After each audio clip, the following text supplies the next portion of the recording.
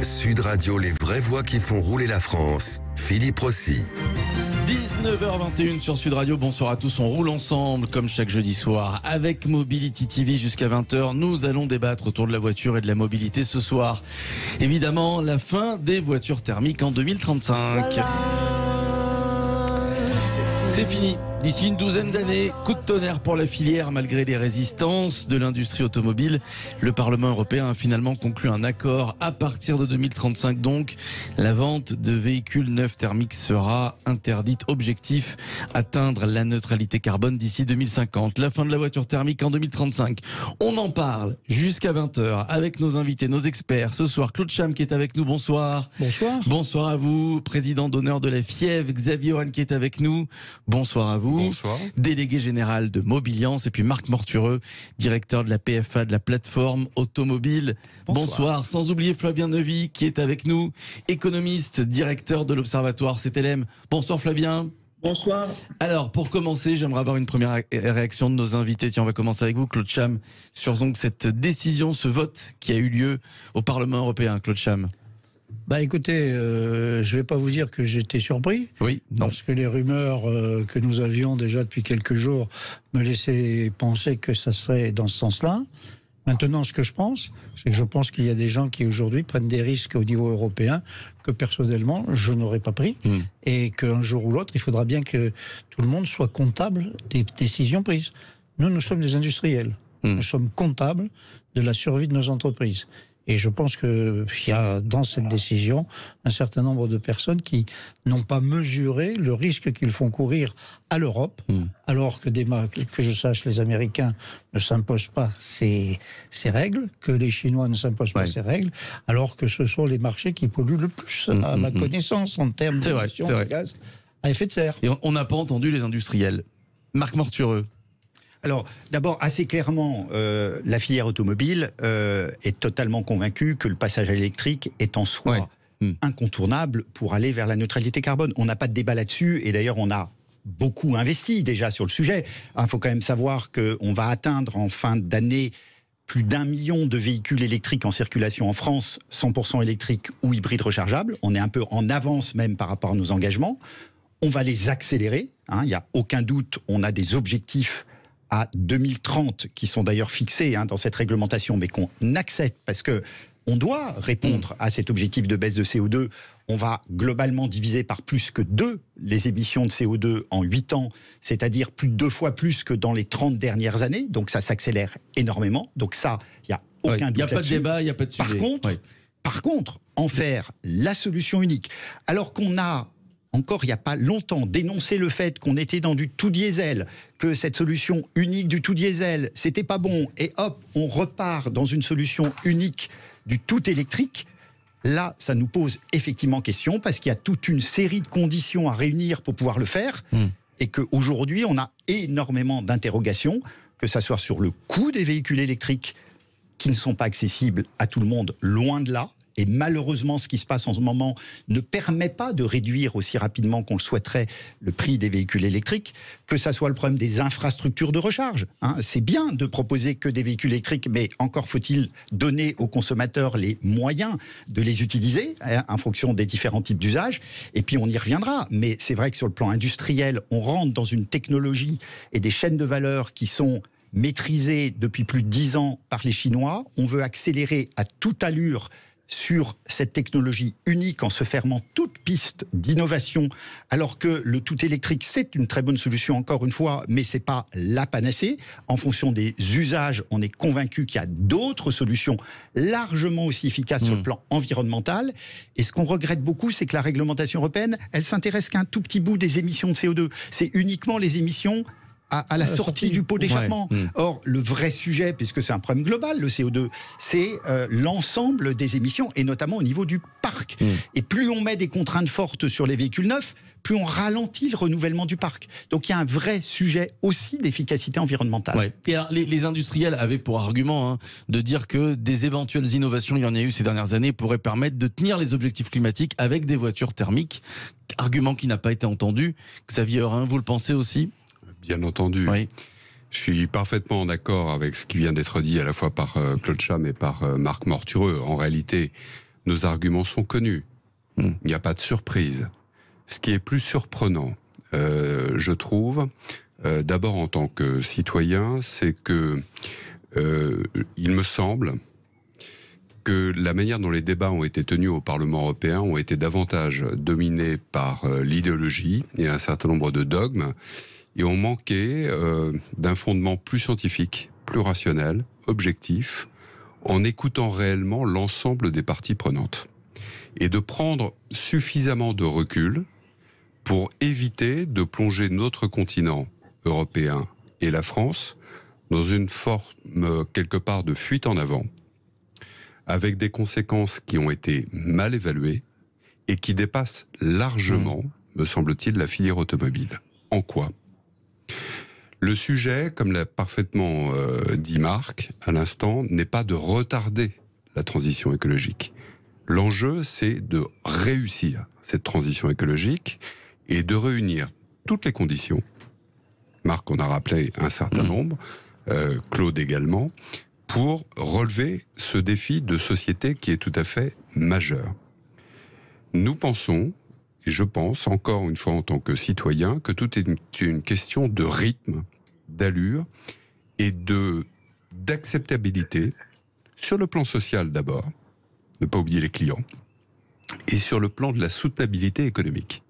Et sur ces deux points-là, je pense que les conditions n'ont pas été réunies et que nous préparons à des désillusions qui risquent d'être cruelles. Alors, on va y revenir dans quelques instants dans la deuxième partie. Tiens, j'aimerais avoir la réaction dans quelques minutes de Flavien Neuvy, qui est avec nous, directeur de l'Observatoire CTLM. Restez avec nous, on va revenir dans quelques minutes. Les vraies voix qui font rouler la France, la révolution électrique est en marche. Les eurodéputés ont donc voté l'interdiction de la vente de voitures thermiques neuves à partir de 2035. On continue évidemment d'en parler jusqu'à 20h avec Claude Cham, Xavier Orin, Marc Mortureux, Flavien Neuvy. Mais dans l'immédiat, je vous propose de jouer avec nous. Sud Radio vous offre 2 places VIP pour le circuit de Nogaro, plus particulièrement le Grand Prix Camion qui se déroulera les 18 et 19 juin. Voilà, c'est un week-end pour vous. 2 places VIP pour 2 jours. 0826 300 300. Le 15e appel repart avec ces 2 places VIP. Bonne chance et à tout de suite sur Sud Radio. À tout de suite. Sud Radio, les vraies voix qui font rouler la France. Philippe Rossi. Les vraies voix qui font rouler la France, l'automobile et la mobilité, on en débat jusqu'à 20h ce soir. On débat ensemble autour de l'interdiction de la vente de voitures thermiques neuves en 2035. Les vraies voix qui font rouler la France avec Claude Cham ce soir, président d'honneur de la FIEV, Xavier Oran, délégué général de Mobiliance, Marc Mortureux qui est avec nous, directeur de la plateforme automobile, et Flavien Neuvy, économiste, directeur de l'Observatoire CTLM. Alors, il va y avoir des conséquences évidemment à cette décision. Tiens, on va faire un petit point sur tout ce qui est bande de recharge. Tiens, accélérer le déploiement des bandes de recharge. Évidemment, il va falloir le faire. Flavien Neuvy, est-ce que c'est réalisable ?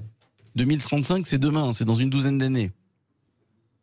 Réalisable, l'interdiction des voitures thermiques va s'imposer aux constructeurs. Les constructeurs vont s'adapter.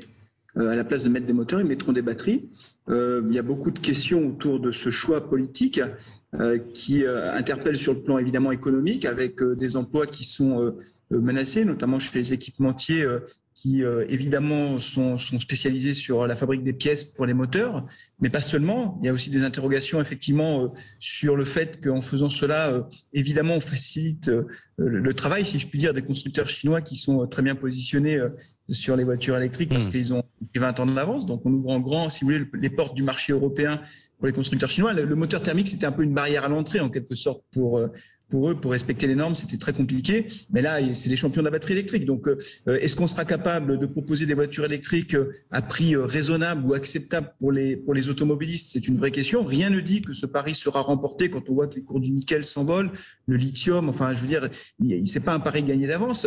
Et donc ça pose beaucoup de questions autour de ce choix-là, effectivement. Et je suis pas sûr que toutes les études d'impact aient été faites pour savoir concrètement quelles seront les conséquences à long terme de ce choix politique. Oui, conséquences, je veux dire, écologiques ou...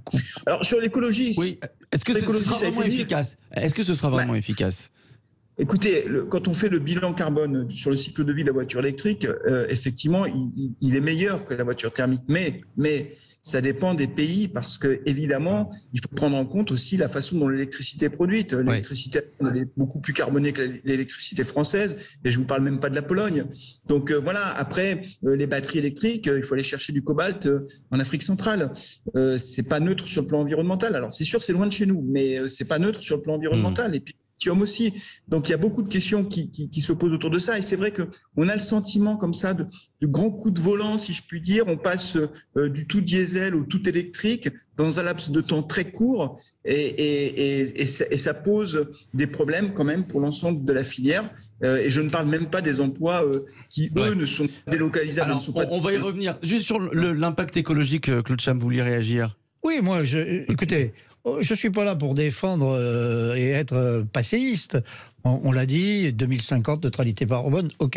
Mais il y a des données scientifiques, techniques, industrielles qui sont prouvées. Aujourd'hui, quand on prend le cycle de vie d'une voiture du gravier à la tombe et qu'on regarde ce qu'une voiture électrique va apporter de plus par rapport à d'autres solutions, il faut déjà qu'elle ait parcouru un certain nombre de kilomètres.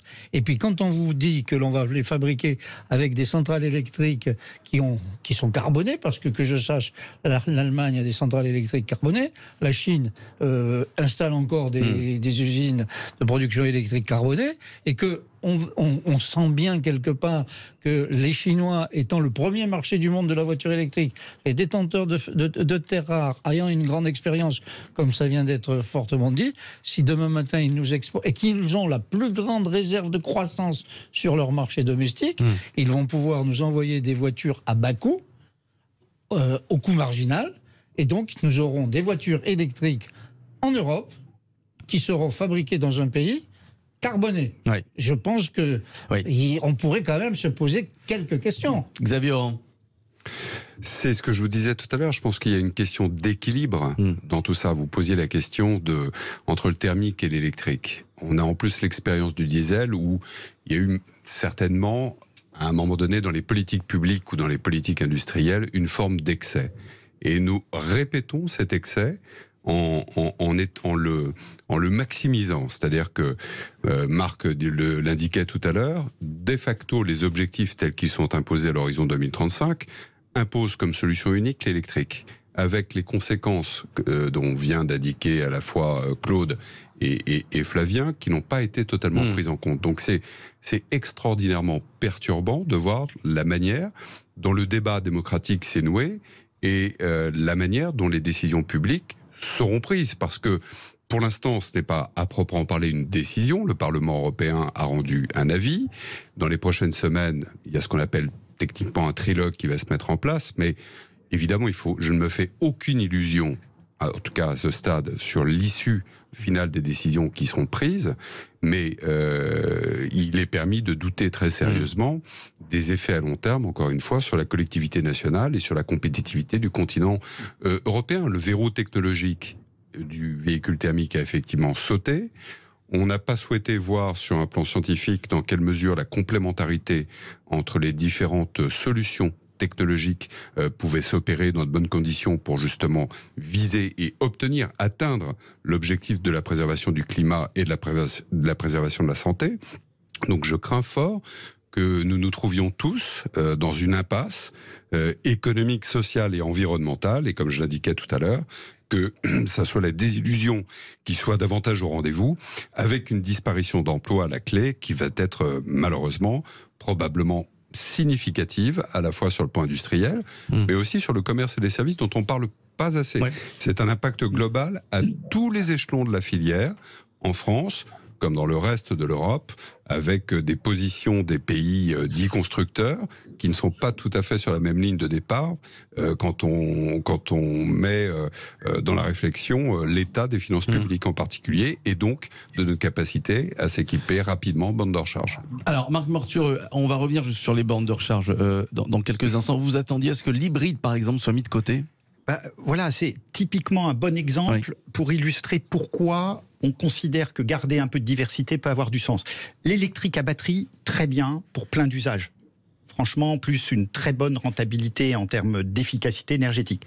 pour certains types d'usages, objectivement utiliser des hybrides rechargeables dont les générations nouvelles permettent des autonomies suffisantes pour assurer le trajet du quotidien intégralement en électrique. Sachant qu'en plus, pour un particulier, recharger en électrique, c'est moins cher. Donc de toute façon, ça vaut la peine. Mais d'avoir la possibilité, pour quelques trajets dans l'année plus longs, d'utiliser le thermique, pourquoi c'est un avantage ? Tout simplement parce que la batterie qu'on va mettre sur le véhicule est beaucoup plus modeste que pour un véhicule 100% électrique. Or, la batterie, c'est une part gigantesque de l'empreinte carbone du véhicule. Donc voilà, un peu de diversité. Le mythe de la solution unique qui est parfaite, qui répond à tous les besoins, les usages sont extrêmement variés. Donc on aura l'électrique à batterie, on aura l'hydrogène, mais l'hydrogène, c'est surtout pour des usages très intensifs et des véhicules lourds. Et donc de garder un peu de diversité pour certains types d'usages. Et nous-mêmes, on était partants pour prendre des mesures assez strictes pour éviter tout avantage. Par exemple, en termes de fiscalité, aujourd'hui, il y a des avantages pour les véhicules d'entreprise qui sont des hybrides rechargeables. Aujourd'hui, on a une traçabilité complète de l'utilisation de ces véhicules. Que cet avantage ne soit accordé qu'aux véhicules qui, effectivement, utilisent la pertinence de l'électrique et du thermique, nous va très bien. On est là pour réduire les émissions CO2 et de l'ensemble du parc. C'est ça qu'on veut. Claude Cham, vous ne pensez pas que ça met quand même en lumière ces politiques qui sont un petit peu déconnectées des réalités, qui font souvent les choses à l'envers? C'est plutôt de se dire combien de temps ça peut prendre et on va fixer une date. Ils ont fixé une date et après on voit comment on fait. C'est l'inverse qu'il aurait fallu faire. C'est l'inverse qu'il aurait fallu faire. Et puis en plus, ça donne le sentiment de culpabiliser ou de mettre à l'index une industrie qui démontre sa volonté de faire. Même si nous ne le voulions pas, nous sommes obligés, constructeurs automobiles, équipementiers, toute la filière, à aller vers ces solutions de décarbonation du transport. Pourquoi ? Parce que le premier marché du monde, qui est le marché chinois, a pris une décision autoritaire du gouvernement de dire ça ne sera que dans cette évolution-là. Est-ce que vous pensez que les industriels, si nous sommes des industriels capitalistes qui n'ont qu'une vision de faire leur profit, nous allons nous passer du premier marché du monde qui représente rien qu'à lui tout seul 26 millions de voitures, alors que le taux d'équipement des Chinois aujourd'hui est à 118 véhicules pour 1000 habitants, que les Américains sont à 850 et que nous en Europe on est entre 550 et 650. La logique est pour nous industriels que nous voulons aller vers cette décarbonation. Mais comme ça vient d'être si justement dit par Marc Mortureux, quand on analyse comment traiter les problèmes de mobilité de demain pour les décarboner, la solution du centre-ville n'est pas celle du périurbain. La solution de rural n'est pas la même.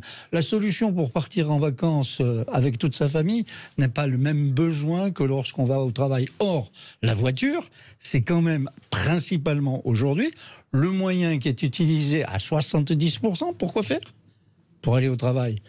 Donc après, il y a un deuxième phénomène sur lequel moi je dis, faisons attention, il y a d'autres solutions avec des biocarburants, avec l'hydrogène, etc., mais qui est le degré d'acceptabilité du coût de fabrication de ce nouveau véhicule. Et je parle volontairement de ces nouveaux véhicules plutôt que d'une voiture. Voyez. Eh bien, aujourd'hui, on sait pertinemment que la grande majorité des citoyens, en particulier des citoyens français, ne sont pas en capacité d'acheter des véhicules qui vont coûter 45, 55, 60 000 euros et qu'il va falloir leur donner un moyen d'accéder à cette nouvelle mobilité. Et enfin, pour nous, équipementiers, tout à l'heure, vous disiez 12 ans. Ouais. C'est pas vrai. C'est demain matin pour nous. Oui. C'est aujourd'hui. Parce que nous sommes obligés d'anticiper cela et donc nous allons prendre des décisions immédiates. Une fois qu'on aura pris ces décisions, et si, au fil du temps, on s'aperçoit que ce n'est pas tout à fait la solution unique, c'est pour ça que nous plaisons sur une multiplicité de solutions, que cette solution unique n'a pas que des avantages, comment on fera machine arrière quand on n'aura plus les compétences ? Donc je trouve que se priver de la diversité de solutions qui sont devant nous, c'est faire preuve d'un dogmatisme que je ne comprends pas et que je condamne. Avant de marquer une courte pause, tiens, Xavier Oran, juste un petit mot. Est-ce qu'il sera possible, donc, est-ce qu'il va falloir construire et créer des millions, sur le continent européen, des millions de bandes de recharge Est-ce que ça va être réalisable donc d'ici demain, puisque c'est demain? Et est-ce qu'on aura assez d'électricité, Xavier? Alors, ce sont des questions sur lesquelles mes chers confrères pourront évidemment me compléter, mais la réponse est déjà fait l'objet d'un certain nombre de doutes qui ont été évidemment exposés. Le fait même qu'il y ait un doute sur des sujets aussi fondamentaux que les 2 points que vous venez de citer aurait dû inciter, encourager les pouvoirs publics, là encore, qu'ils soient nationaux ou européens, à faire montre d'un certain recul ou équilibre dans les différentes solutions technologiques qui sont à l'œuvre, et puis de stimuler cette innovation. Pour répondre à votre question, notamment sur les bornes de recharge, sous le contrôle de mes confrères, il faudrait à l'horizon 2030, par rapport aux objectifs qui ont été fixés, à minima 7 millions de bornes en Europe et 1 million de bornes en France. Nous sommes aujourd'hui en France à 60 000 bornes. Donc vous voyez le fossé qu'il y a et le questionnement qu'il y aura pour vos auditeurs entre la promesse de pouvoir relier les territoires, de pouvoir aller au travail, de pouvoir se rendre à ses loisirs, de partir en vacances, si vous n'avez pas un réseau de bornes de recharge en bon état, et puis accessoirement des bornes à recharge rapide qui puissent mailler le territoire, qui soient contrôlées, qui soient réparées, qui soient interopérables, etc. Ce que je veux dire par là, c'est que encore une fois, c'est une question de rythme, c'est une question aussi de pédagogie et d'acceptation sociale. Il y a le coût de la voiture qui a considérablement augmenté, thermique et encore plus électrique. La guerre en Ukraine, hélas, a percuté toutes les hypothèses et tous les scénarios d'une parité entre le thermique et l'électrique à court terme, comme on pouvait l'espérer. Et la limite de l'acceptation sociale en termes de prix, et donc de l'accès à la mobilité, est clairement franchie. Donc je pense que pour vos auditeurs, la question qu'ils se posent tous, quelle voiture acheter? Et quelle voiture je dois acheter? Un peu comme c'est pas la même temporalité évidemment que les industriels. La question ne se pose pas forcément demain, mais la conséquence de tout cela, c'est la confusion sur le marché, l'absence de visibilité, et par conséquent, il est loin d'être certain que les ménages et les entreprises fassent le choix de renouveler leur parc et fassent au contraire plutôt le choix de prolonger leur durée de vie, ce qui fait que, inévitablement, nous allons à l'inverse des objectifs de baisse des émissions de CO2, qui étaient pourtant l'un des objectifs principaux. On va reparler justement de ça dans la troisième partie de cette émission avec l'avenir. Voilà, quel avenir pour la voiture thermique après 2035? 0826 300 300. Patrice est avec nous. Bonsoir Patrice. Oui, bonsoir. Bonsoir Patrice, vous nous appelez d'Agen.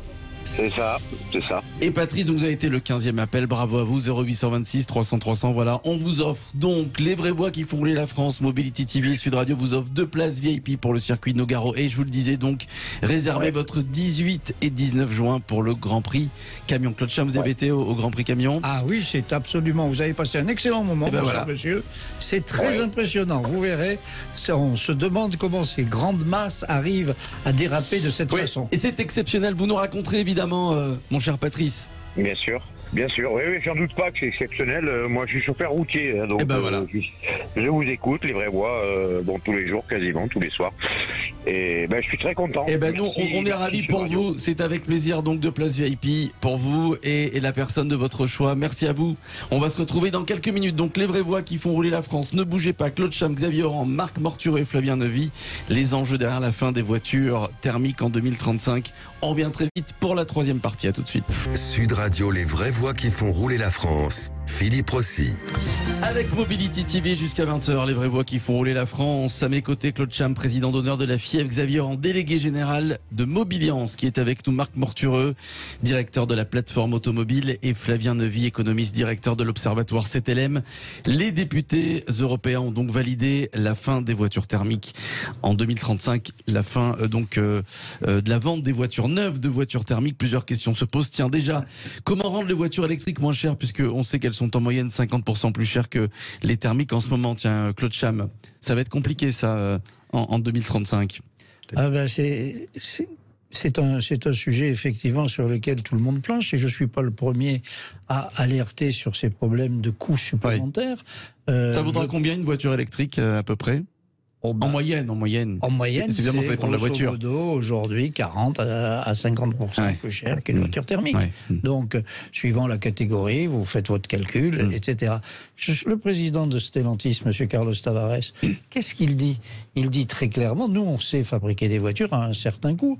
Ce qu'il y a, c'est qu'à l'heure actuelle, quand on regarde l'acceptabilité du prix d'achat qu'un marché comme le marché français est capable, on va offrir une dichotomie d'offres, c'est-à-dire on va faire des voitures électriques pour une certaine catégorie de clientèle au pouvoir d'achat relativement élevé, et par contre, pour offrir les voitures qui vont correspondre à une clientèle qui aura un pouvoir d'achat moindre, qui est l'essentiel de la clientèle quand même, eh bien aujourd'hui, nous ne sommes pas en Europe en capacité de le faire sur le territoire, compte tenu des coûts sociaux, compte tenu des impôts de production, etc., etc. Je ne vais pas vous refaire la démonstration, tout le monde la connaît. Donc, conclusion, qu'est-ce qui va se passer? Regardez simplement, la Dacia Sprint, où elle est produite? Elle est produite en Chine. Donc, elle vient de Chine, cette voiture. Donc, moi, ce que je dis, c'est que nous aurons des voitures qui seront d'entrée de gamme ou dans les segments, les segments de moyenne gamme, qui vont être produits sur des territoires qui vont être extérieurs aux nôtres. Par contre, les voitures de haut de gamme seront effectivement produites sur le territoire européen. Marc Mortureux. Oui, moi je voulais rajouter en complément qu'on a souvent tendance à dire que l'écart de prix, c'est lié au fait que pour le moment, on n'a pas les volumes et qu'il n'y a pas de problème parce que quand on va développer beaucoup plus ce véhicule électrique, ça va baisser. Ouais. C'est pas complètement vrai pour le véhicule électrique. Pourquoi? Parce que une grosse part du coût, 40% du coût, c'est la batterie. Et dans la batterie, c'est essentiellement le coût des matières premières. Et qu'est-ce qui se passe? C'est exactement l'inverse de ce que l'on pensait. C'est que plus la demande augmente rapidement, plus on a des tensions sur le coût des matières premières. Et on voit en ce moment que le prix des véhicules électriques augmente 2 fois plus vite que le prix des véhicules thermiques. Parce qu'il y a toute une série de matières, le nickel, le cobalt, le lithium. Et la guerre en Ukraine n'arrange pas les choses. Bien sûr, évidemment. Absolument. Il faudra tout juste 40 fois plus de lithium d'ici 2040 pour servir les besoins qui ont été pour l'instant identifiés. Sans aller sur les métaux rares, messieurs, rien que le cuivre. Aujourd'hui, il va y en avoir une demande extrêmement importante, est en train de flamber. Et puis, j'ajoute une chose, c'est que sur les infrastructures, on vous parle des bornes. C'est une chose, la borne. Mais il va falloir amener le courant sur les bornes. Donc, l'infrastructure entre la production et la borne va nécessiter des travaux extrêmement importants, donc un coût supplémentaire, avec là aussi un emploi de cuivre très élevé, etc. Donc, ce que je reproche dans cette affaire, c'est que je voudrais voir les études d'impact, comme on les a réclamées. Moi, il y a 2 principes que je demande. Des mesures d'impact et de respecter ce qu'on n'a pas nommé sous ce terme-là, mais qu'on connaît tous, c'est une certaine neutralité technologique plutôt que d'avoir un dogme sur une solution. Pour finir, Flavien Neuville de l'Observatoire CTLM, que vaudra une voiture thermique en 2035 ? Ça, je crois que personne ne peut répondre à cette question parce que d'abord la réglementation peut quand même encore évoluer, c'est-à-dire que si on se rend compte que effectivement les prix des voitures électriques deviennent stratosphériques, peut-être qu'à ce moment-là ça fera un peu évoluer les choses, on verra. Ce qui est sûr, c'est qu'il y a un autre enjeu dont on n'a pas parlé qui est industriel, c'est de savoir si on sera capable de produire les batteries sur le continent européen. Toutes les batteries sont asiatiques, c'est-à-dire qu'on fait un transfert de valeur ajoutée vers l'Asie. Le top 10 mondial de la batterie électrique, il est asiatique, 75% sont fabriqués en Chine. La Chine, elle a 20 ans d'avance. Et quand bien même on veut faire des gigafactories, quand vous regardez les projets à horizon 2030, 200 méga-usines qui sont prévues pour fabriquer des batteries, les 3/4 sont en Chine. Donc, franchement, le pari de dire on va fabriquer des batteries en Europe, il est très ambitieux, il n'est pas gagné d'avance. Il nous reste 30 secondes, Xavier Oran, le mot de la fin. Je ne sais pas combien vaudra une voiture électrique, je sais en revanche combien elle nous coûte. Elle nous coûte énormément en question de souveraineté. Flavien vient d'en parler. Elle nous coûtera en termes d'emploi. Parce que produire une voiture électrique, à condition qu'elle soit déjà produite en France, et donc de régler un certain nombre de nos problèmes de compétitivité, ça sera avec 5 fois moins d'ouvriers qu'aujourd'hui. Elle nous coûtera aussi de la valeur ajoutée, y compris dans le domaine de la distribution et de la réparation automobile. Encore une fois, sans résumer nos échanges, on touche du doigt la complexité du sujet et surtout le défaut, malheureusement criant, d'une stratégie globale qui aurait permis et qui devrait permettre de réunir toutes les conditions propres à relever un défi aussi essentiel. Merci à vous donc Xavier Oran d'avoir été avec nous, délégué général de Mobiliance. Merci à Claude Cham, président d'honneur de la FIEV, Marc Mortureux, directeur de la plateforme automobile. Tiens, demain, le président sera là, Luc Châtel, au micro de Patrick Roger, Cécile de Ménibus dans le Grand Matin Sud Radio, aux alentours de 7h45. Merci à vous Flavien Neuvy, économiste, directeur de l'Observatoire CTLM.